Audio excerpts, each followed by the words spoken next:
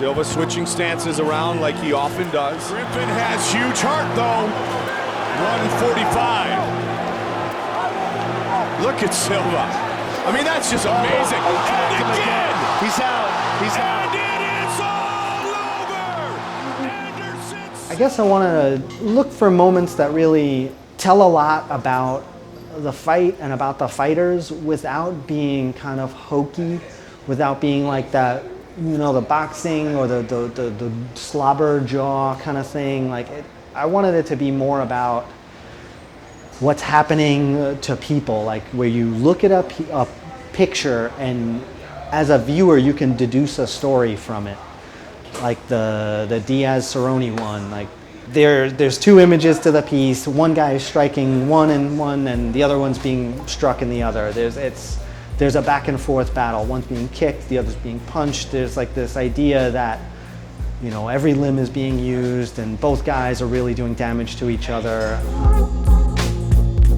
There's different ways to absorb the sport as opposed to simply watching fights or training yourself. And, you know, that's why I do the historical perspective. I want to be part of the narrative and help craft that.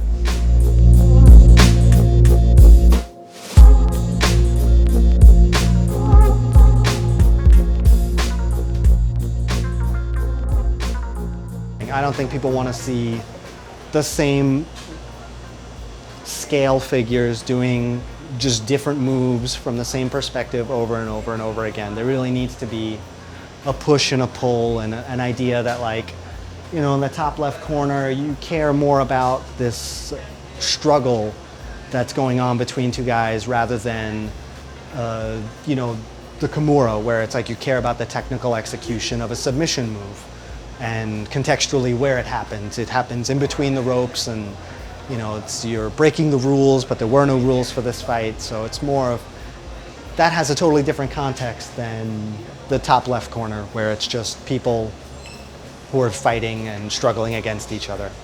Up in the top right corner, I mean, that's just a crazy, crazy moment where, I mean, Royce was just exhausted and Sakuraba grabs him by the seat of his pants, flips him on his head, and it's like disrespectful. This is like the godfather of MMA, and, you know, he's like the most stoic fighter ever. I don't even know if I ever saw him smile after a fight, and this guy just flips his ass in the air. It was one of those things when I was doing this piece, it's like, well, you have to do that.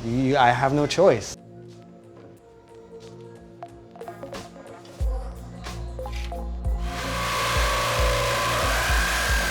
I grew up in New York. I studied fine arts the whole time I was here, and I did, you know, all the basics: sculpture, painting, printmaking, a lot of drawing. I painted on wood for a bunch of years, and then I started using wood stain and drawing on things. I wanted to have lots of really neat separation between all the different stains, different colors I was using, so I started dremeling and graving and burning the wood, and now that's pretty much what I do. Now I work it really hard. I burn it mostly, and then I use a lot of different wood stain, dye, polyurethane, things like that. Oh, he's hit it. Oh, he tried it. But the voice is long. It's long.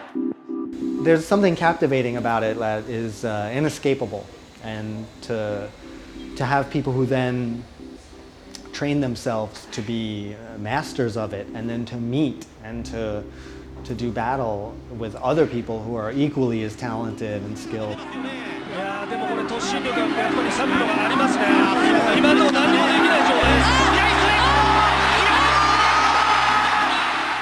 I watched Mirko Cro Cop knock out Bob Sapp, and I didn't understand like why the smaller guy was able to do that. And then next thing you know, like 2 years go by and you just watch every fight you possibly can, and I just got sucked in, really. You know, I really feel like that's my contribution that's available, and that, you know, a certain level of craftsmanship, like I'm an artisan of sorts, and that's a way I can give back to the sport and a way for me to make my mark. Always I just start from drawing. If I can make a small drawing of something, then I can blow it up. Then I can make a printout of it and transfer it to a block of wood. And then really burning that's the majority of what I do. you can't have just championship shots. You can't just have the fist in the air and the smile. It's like there has to be an equal balance. No fight is worth winning unless you have a valiant opponent. This is half fine art, half commercial art. When I'm like an artist and I do my own thing, then I do freehand, I do whatever I want. But this is for people who are familiar with the sport, familiar with the imagery, and I'm trying to extract a piece of it and make a piece of iconography out of it.